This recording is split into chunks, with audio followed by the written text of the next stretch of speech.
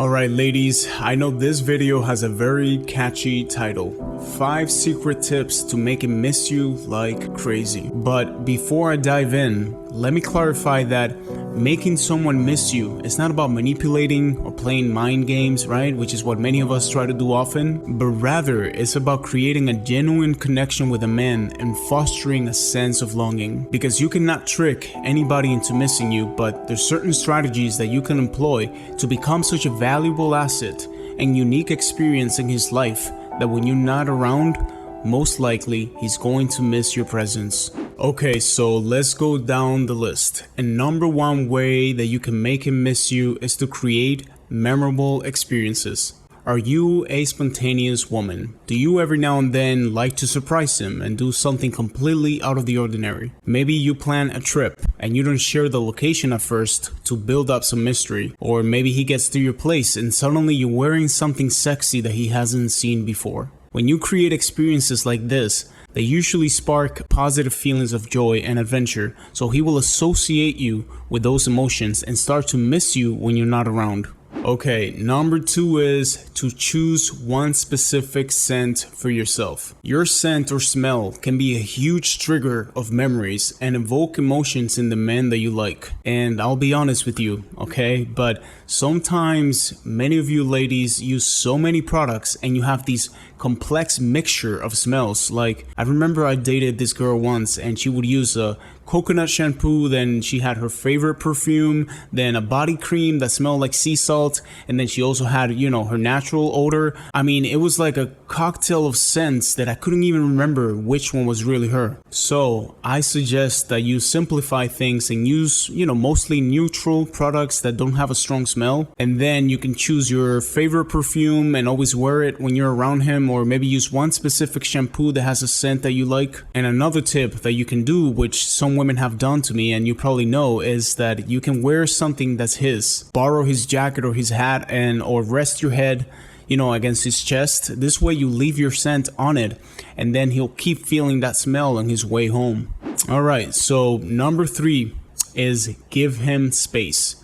How do you think he'll miss you if you're constantly texting him, sending him memes every 5 minutes? Now, when I give this advice, what happens is that a lot of you beautiful ladies, you just torture yourself waiting for the time to pass by so you can text him. You put your phone in front of you and you say, okay, you know, I texted him good morning at 8 a.m.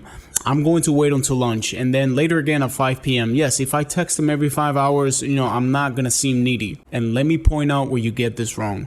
You need to have a life of your own, okay? Things that keep you busy, make you grow as a person. So find things and environments where you can have fun without him and you feel a sense of connection with other human beings. Maybe you try, you know, yoga classes, dancing classes, come to live events where there's a speaker like me teaching you about a specific subject. And I know that when I'm coaching a lot of you, you know, you tell me, yeah, I do these things, you know, but I still feel completely disconnected. And it's because you're not fully focused on the present moment when you're doing these things, or you don't build up, you know, new connections. You go to a yoga class and you don't speak to anyone, or you go to a live event and you spend the whole time on your phone texting other people or watching TikToks. The moment you start joining other communities and connecting with other people at a deeper level, not just the surface, you see that talking to your man is simply a bonus in your life and not the main source of excitement. Okay, secret tip number 4 to make him miss you is be a good listener and communicator. When you develop emotional intimacy with a man where he opens up to you and tell you his most intimate thoughts, a strong connection will build between you two, where he will place so much trust in your opinion that he will always come to you to have a meaningful conversation. Now, I know that you're probably thinking, but Ismael, I'm already a great listener, so thanks for the tip. And what I can tell you from coaching other women like yourself is that many of you do listen closely, but you don't know how to ask great questions, or you always support everything he says. And let me give you one example. Let's say I come to you and I say, you know, today at work, my boss got really pissed off at me because I made a joke and he thought it was sexist, but everyone else loved it. Now, when this happens, most times you want to be supportive, right? And you say, you know, it's okay. You know, I'm sure it was funny and your boss is just being ridiculous. Now, instead, imagine if you were to ask, so tell me, what was the joke? And he tells you the joke and then you say,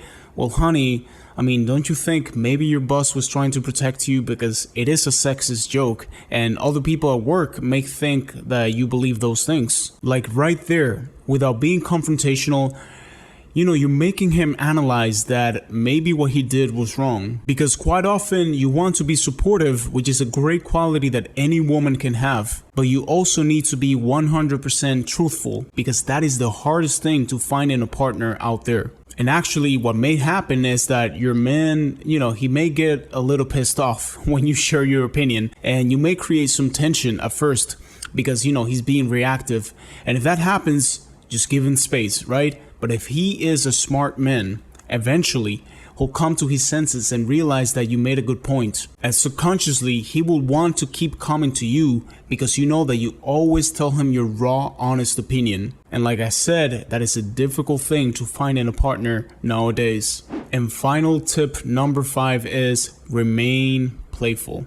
Something you need to understand about men is that as soon as we walk out the door, we're constantly competing against other men. Like we're constantly in aggressive environments, although they may not look like it. We're persuading someone to do business with us. We are trying to be dominant in a conversation to convince someone to buy our product. We are dealing with other men that want to steal from us, flirting with our woman, trying to take her from himself. Like if you are a man trying to succeed and make an impact, trust me when I tell you, it is a crazy jungle out there. So when we come home, when we get to see you, we don't want more stress. We don't want fights, right? Now, don't confuse this with what I explained before, that sometimes you'll have to be honest and that may create some tension. But let me give you another example of how being playful can turn things around. Imagine you're having a discussion about something and then it starts escalating because you think you're right and then he thinks that he's right. And eventually he gets visibly upset. And right there, you may be reactive and say something like, you're so immature, why do you behave like a child?